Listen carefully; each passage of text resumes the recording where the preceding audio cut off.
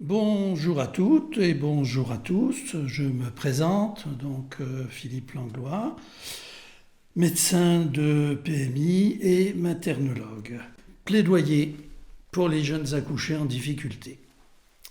La situation qui nous occupe aujourd'hui est celle d'une mère sur laquelle pèse une culpabilité non démontrée, mais condamnée par la société, car coupable d'avoir commis le sacrilège de ne pas éprouver de sentiments positifs vis-à-vis de son enfant, alors que tout lui était favorable.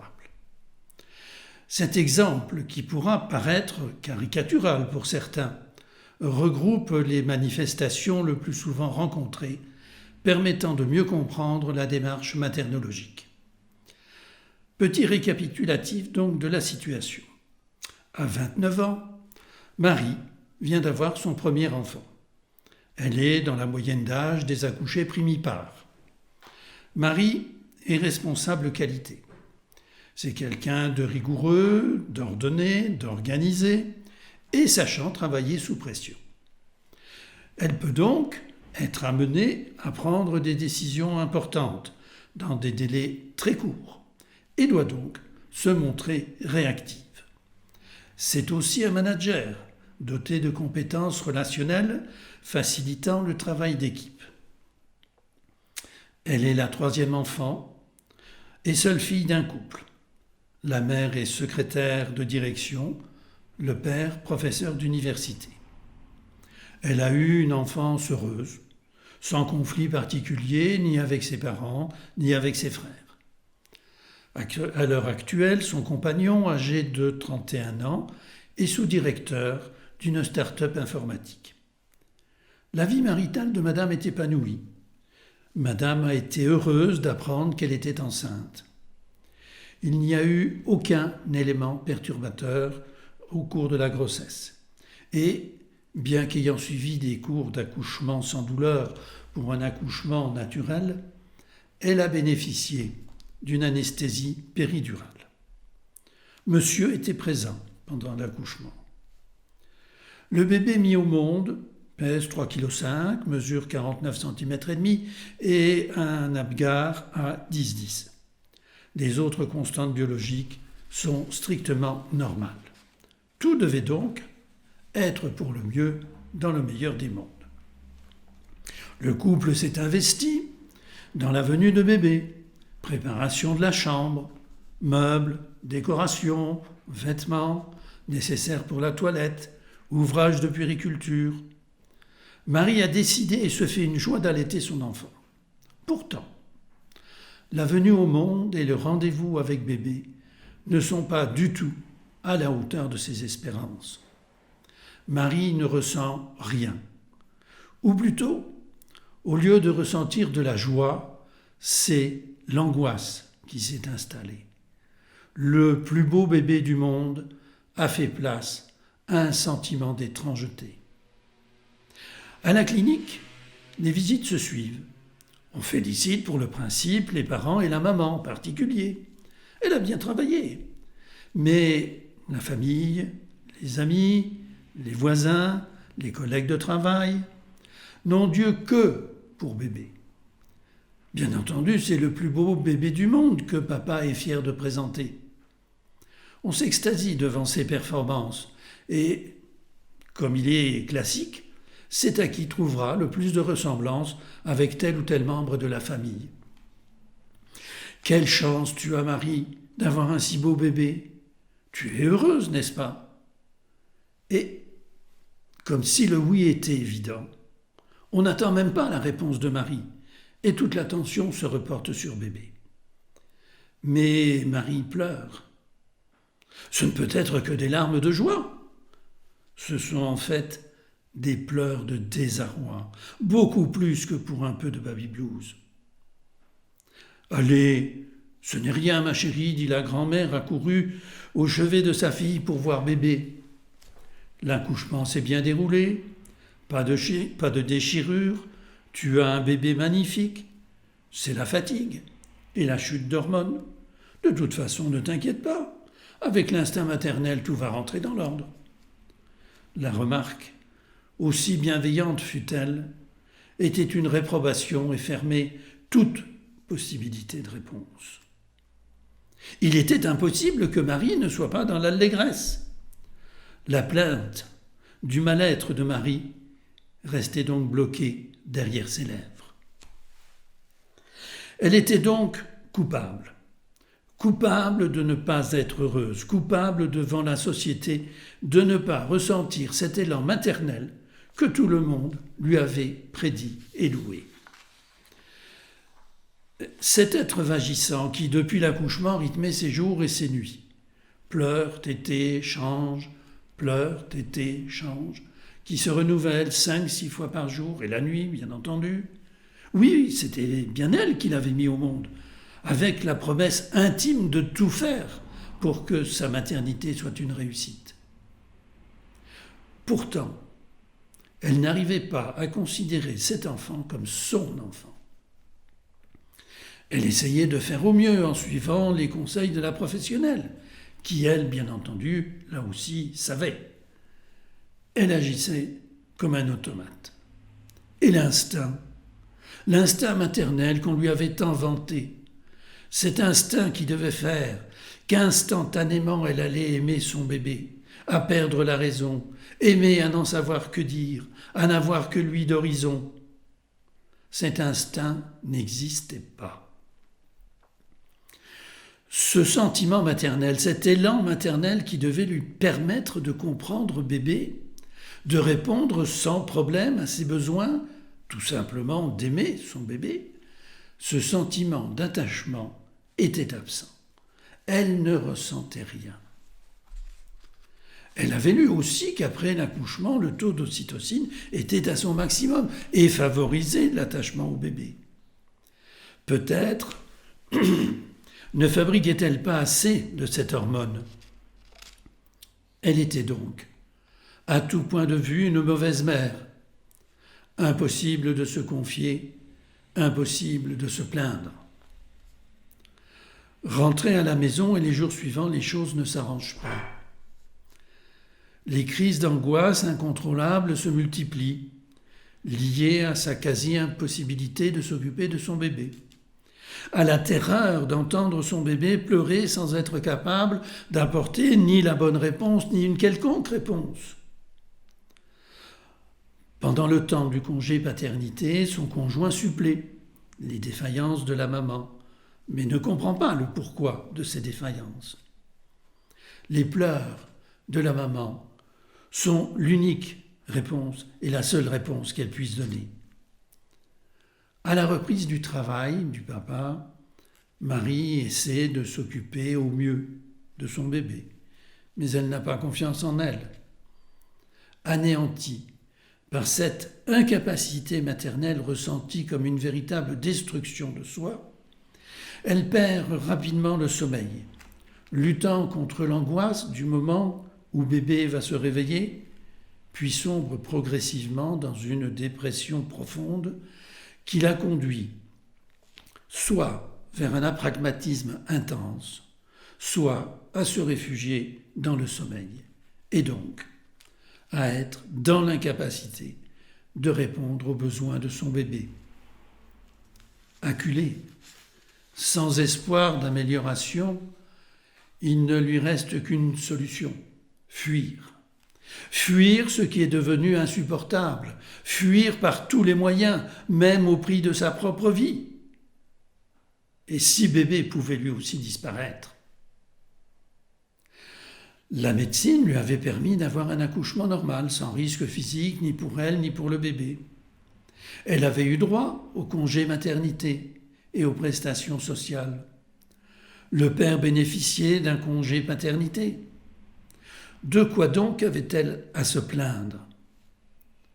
Cette mère ne peut donc qu'être coupable de négligence à enfant, coupable de n'avoir pas cet élan maternel, coupable de ne pas être une bonne mère, coupable de mettre en danger la relation de son enfant et même de son développement.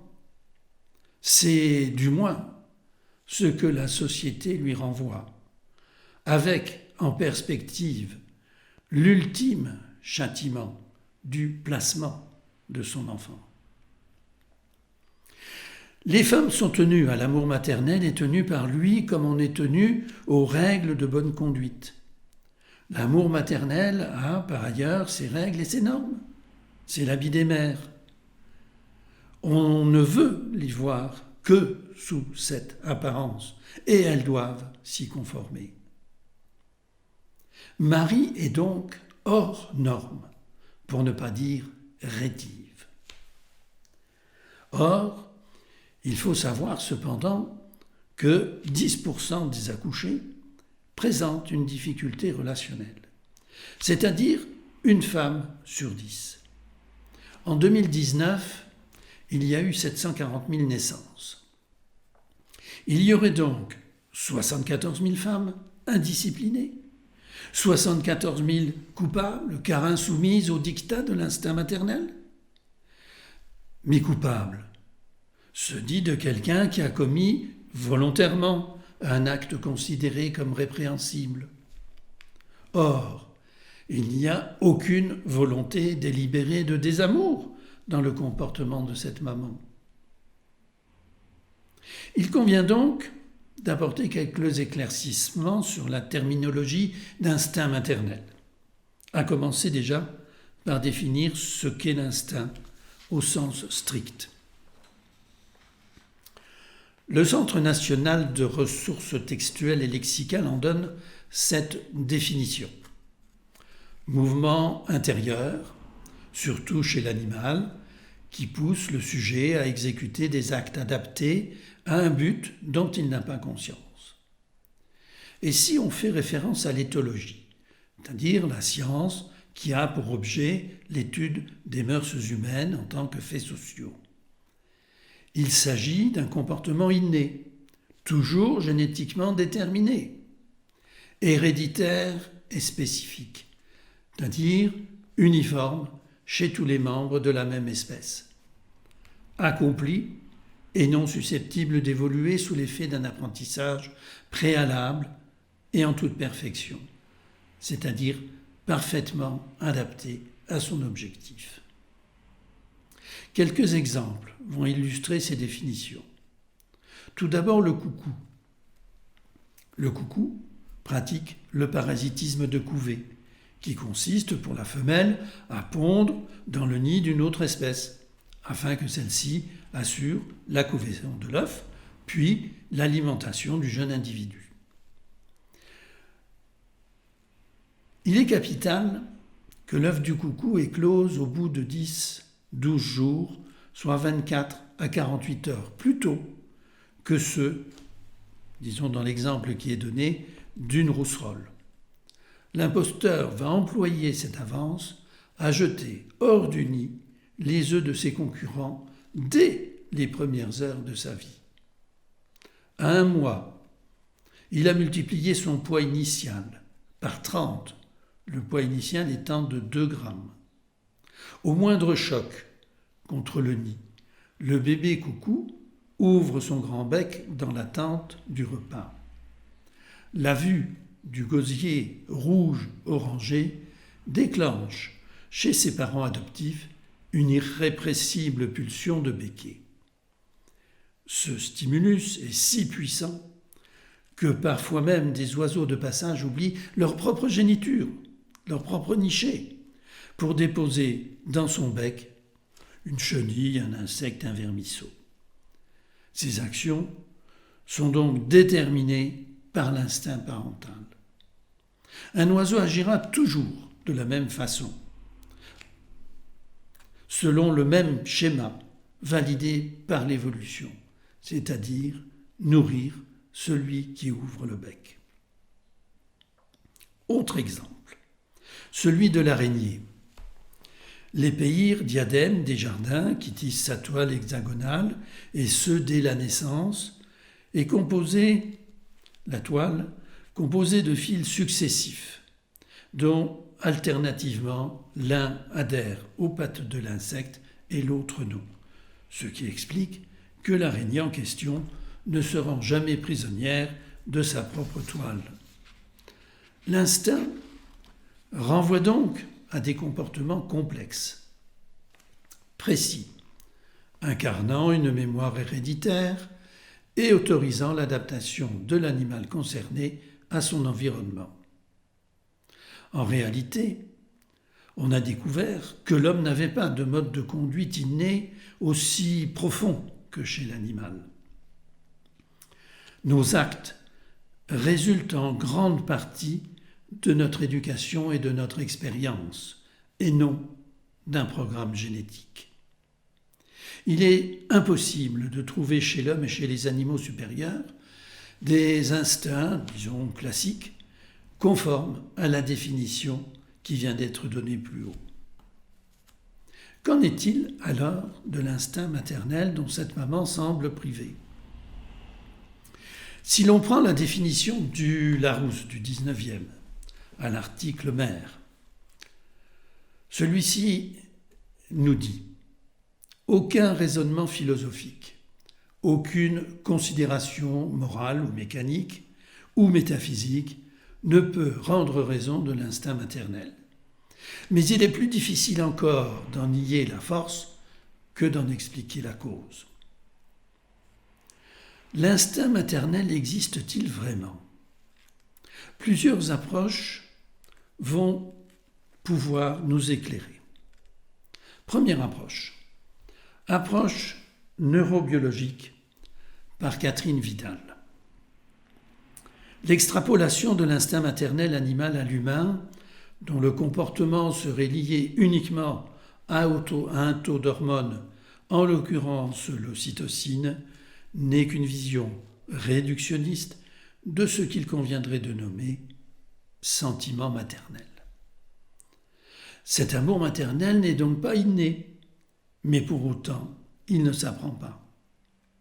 Deuxième approche psychologique par Maryse Vaillant.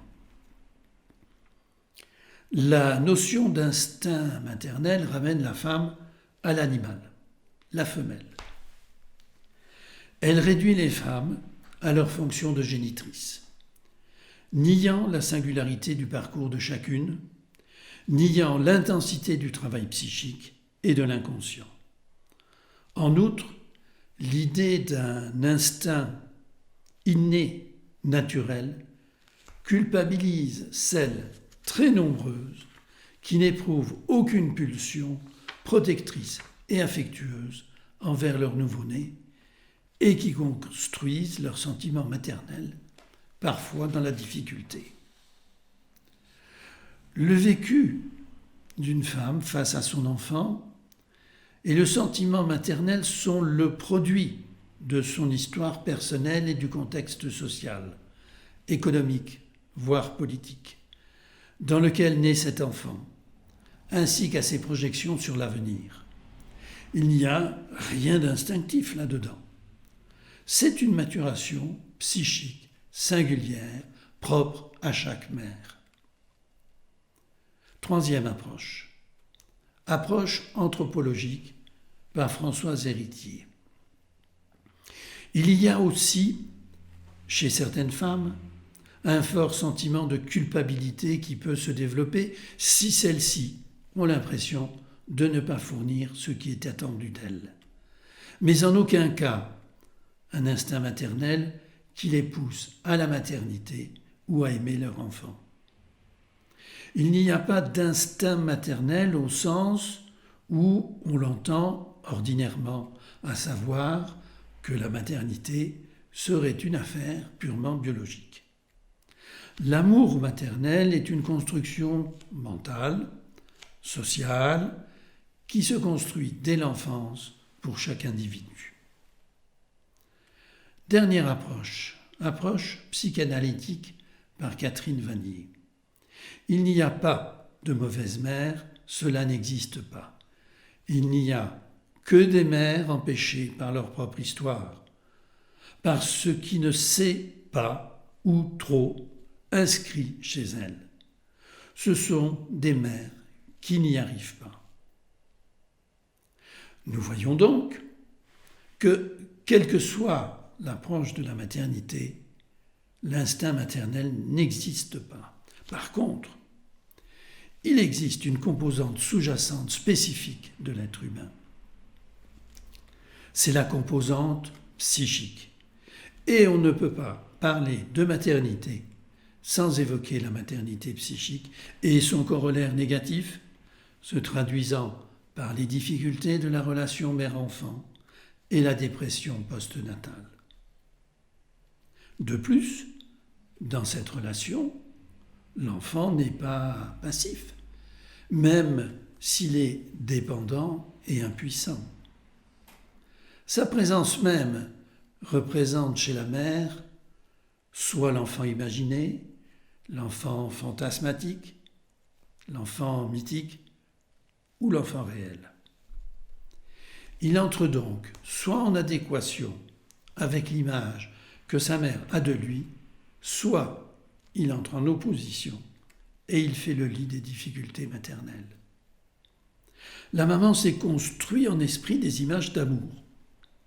Dans le cas d'une inadéquation, la réalité devient insupportable. C'est alors un véritable traumatisme que vit la mère seule.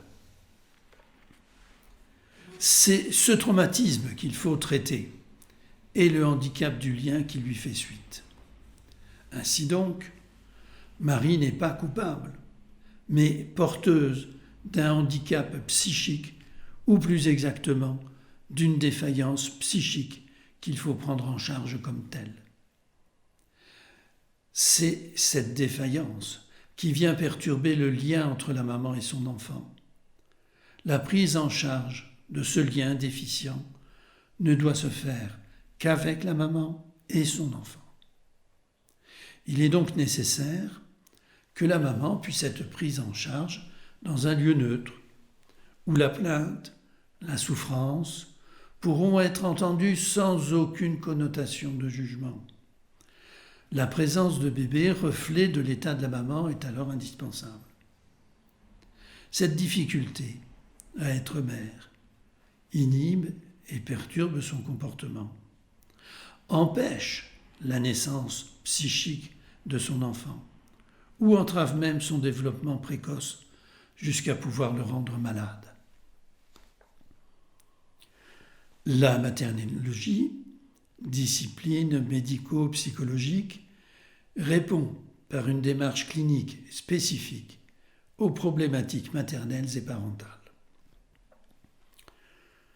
Le couple, mère-enfant, est accueilli dans un lieu aussi agréable que possible aménagé en salon, sans obstacle, de type bureau, entre le maternologue et la maman. L'accueil se doit d'être chaleureux, quelle que soit l'origine de la demande de prise en charge. Le stress et l'inquiétude du jugement sont souvent perceptibles et palpables et peuvent rapidement se traduire par des paroles de type « je ne suis pas une mauvaise mère ». Parfois, la démarche effectuée par la maman est cachée au conjoint, comme une forme de trahison vis-à-vis du couple et vécue dans la honte. Je viens vous voir parce que je n'en peux plus, mais mon mari n'est pas au courant. Malheureusement, il m'est arrivé dans ce type de situation d'être amené pour un contretemps de rendez-vous, de rappeler la maman au numéro qu'elle m'avait donné lors du premier entretien et de tomber sur le conjoint. Dans le cas en question, il s'agissait de l'arrivée d'un troisième enfant venu trop précocement par rapport à 2 grossesses rapprochées et d'une part, cette troisième grossesse épuisait la maman. Et enfin, surtout, cette grossesse ruinait tout espoir de reprise d'études supérieures et la dévalorisait aux yeux d'une famille socialement établie. Le dit conjoint fut bien entendu fort étonné de mon appel dont la cause lui était complètement inconnue. Surpris moi-même par cette rencontre inattendue, je n'ai pu esquiver le motif de la consultation. Je chargeai donc monsieur de transmettre le message à son épouse. mais père peu enclin à reconnaître les difficultés de cette dernière, je n'ai jamais revu cette maman. Ceci pour dire la nécessité d'une grande prudence dans le recueil nécessaire des informations administratives et en particulier les numéros de téléphone pour joindre si nécessaire la personne. Une particularité supplémentaire est à éliminer dès le début des entretiens pour les prises en charge maternologiques dans le cadre de la PMI. Sauf élément d'inquiétude majeure concernant la situation, rien de ce qui peut être dit durant les entretiens n'est transmis ni à un service quelconque, en particulier le service protection de l'enfance, ni à quiconque. La parole ayant souvent du mal à se libérer, la confiance dans le maternologue et l'accueillante doit être totale. Tandis que la maman déroule son histoire et évoque ses difficultés, le praticien doit être dans une totale présence, une disponibilité d'écoute et d'attention visuelle, à la fois vis-à-vis de la maman, mais aussi vis-à-vis du bébé. On parle régulièrement du non-agir en maternologie. Cette disposition de l'accueil, de la parole, en fait partie. La possibilité que la plainte puisse être entendue sans jugement, sans connotation morale, est le premier pas vers une compréhension de la difficulté du lien mère-enfant. Parfois, la souffrance est muette pendant de longues minutes, tant le poids de l'indicible est lourd. Mais souvent, ce sont des larmes qui émaillent le discours et dont les mamans s'excusent. Aux praticiens d'accueillir les unes et les autres avec bienveillance, mais également de savoir rebondir sur ces manifestations pour en savoir un peu plus sur leur signification et ainsi guider la maman vers une déculpabilisation. De même, l'attitude de la maman, son comportement vis-à-vis de son enfant sont une mine de renseignements sur le lien réel existant entre deux, avec un bébé qui restera enfoui dans son cosy et qui restera tout le temps de la séance.